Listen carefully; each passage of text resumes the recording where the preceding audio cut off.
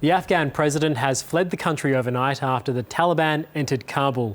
Victorious Taliban fighters posed inside the presidential palace after the country's US-backed leader and his staff fled the capital. The militants appeared to encounter little or no resistance as they moved into Kabul after seizing other major Afghan cities. Helicopters circled overhead throughout the day, evacuating personnel from the large US embassy compound, with other Western countries, including Australia, scrambling to pull their nationals out.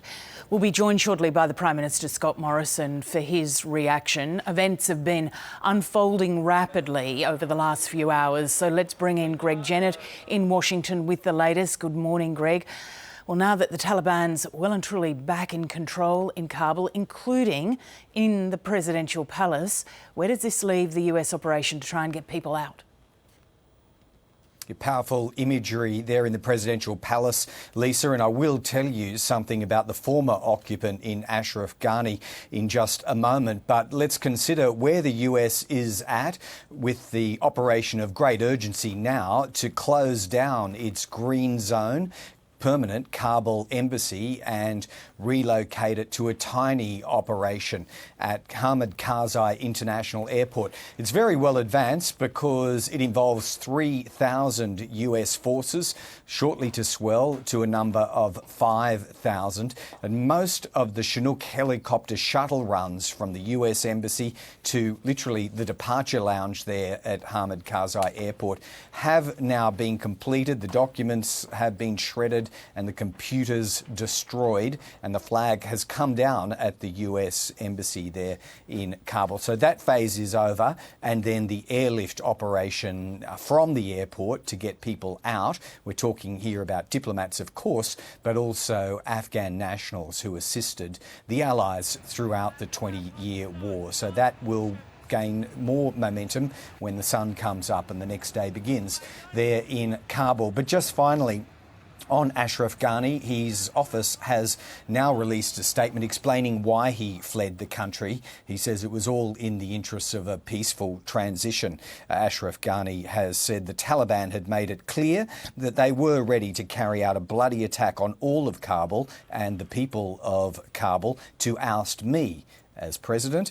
Ashraf Ghani, the former president, ousted president, went on to say, in order to avoid bloodshed, I thought it would be better to leave. And so that kind of closes that particular chapter of that US-backed president, now that the Taliban will form the next government. Look, it'll be the US allies will be looking so closely at this and how quickly it all turned after 20 years. But I imagine there where you are is where we're going to see the most recriminations. Yes, and blame will land in multiple places. Of course, in the first instance, so much judgment and so many, I suppose you would say, intelligence failures have fallen in the last 2 or 3 weeks. How did the Biden administration and the national security figures who advise it get it so wrong about the weakness of the Afghan national security forces and the strength of the Taliban, such a formidable militia outfit as it swept the country?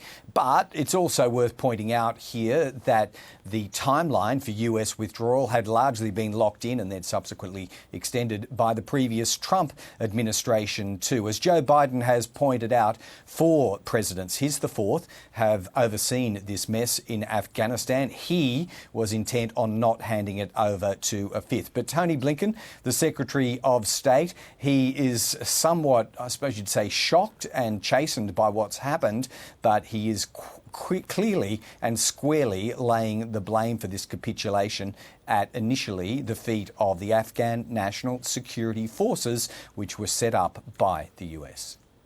The inability of Afghan security forces to defend their country has played a very powerful role in what we've seen over the last few weeks. The fact is, we invested, the international community invested over 20 years, billions of dollars in these forces, 300,000 of them, with an air force, something the Taliban didn't have, with the most modern, sophisticated equipment. And unfortunately, tragically, they have not been able to defend the country. And although Taliban officials down in Doha, Qatar, are saying they're committed to a peaceful transition to power here, one final observation worth pondering is that the former Bagram airbase that the US vacated was quickly and easily taken back by the Taliban. What was their first order of business there at Bagram? It was to unlock the prison and to let out many hardcore extremist fighters, bombers and terrorists among them. Greg Jennett, thank you. So what does the fall of Kabul mean for Afghans who risk their lives to assist Australia and other allies? Mark Wales is a former SAS soldier and the author of Survivor. And he's also an outspoken critic of Australia's role in Afghanistan. He joins us now from Melbourne. Good morning to you, Mark. How do you feel hearing the news, seeing those pictures coming out of Afghanistan? Yeah, it's tough to watch. It's been a rapid collapse. I think everyone knew it was going to be a tenuous future for Afghanistan, but I don't think people expected a collapse of this order this fast. No, it does seem that there's been an incredible intelligence failure as well, that it happened so quickly and seems to have left the allies, including Australia, scrambling at the moment. Yeah, the Taliban have been consistently underestimated for many years. This is another example of that. They had a lot of momentum behind them. And we've been completely caught out. I know in the US Embassy, they're probably burning documents, getting ready to evacuate people now as the Taliban are moving to the city. So it's pretty grim. What do you think Australia can do at this point? The Prime Minister yesterday said they'd been acting very urgently, very quickly to get nationals and those who've been helping the Allies out of Afghanistan, but things have really changed in the last 12 hours. Yeah, it's going to make it a lot harder logistically to move people out. It's still feasible to do that. I'm sure they'll have, they had been planning for this as well. So they'll have another plan to move people out of that area. It will just make it much more difficult logistically to do it. So, but they have to do it. They have an obligation to help those people that supported us through 20 years of war fighting. Yeah, and Mark, the question's been asked as well that how do you tell the families of the 41 soldiers who died in Afghanistan, Australians, that it was worth it when we see what we've seen this morning? I mean, what are they going to be going through it right at the moment?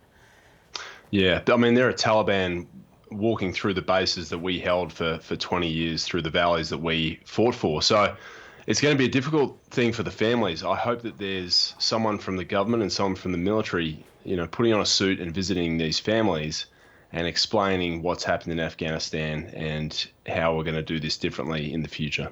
What can be done right now, do you think? What do you want to see happen as far as Australia's approach?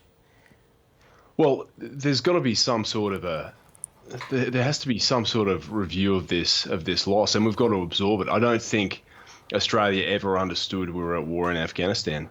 But you ask the families of the guys that died, they certainly knew we were at war over there. I just don't think this was ever really taken that seriously by the government. We kind of half fought a war. We sent some troops over. We only gave some of the troops combat duties. We didn't really send the resources they need. And the Taliban have defeated a superpower and all the allies they could muster, and they stuck it out for 20 years to do that. So you have to give them that credit. It's a pretty amazing effort, and it's very, very hard to watch as someone from the other side who's now fought in a losing war, and our troops have. Mark Wales, author of Survivor, thanks for speaking with us this morning. No worries.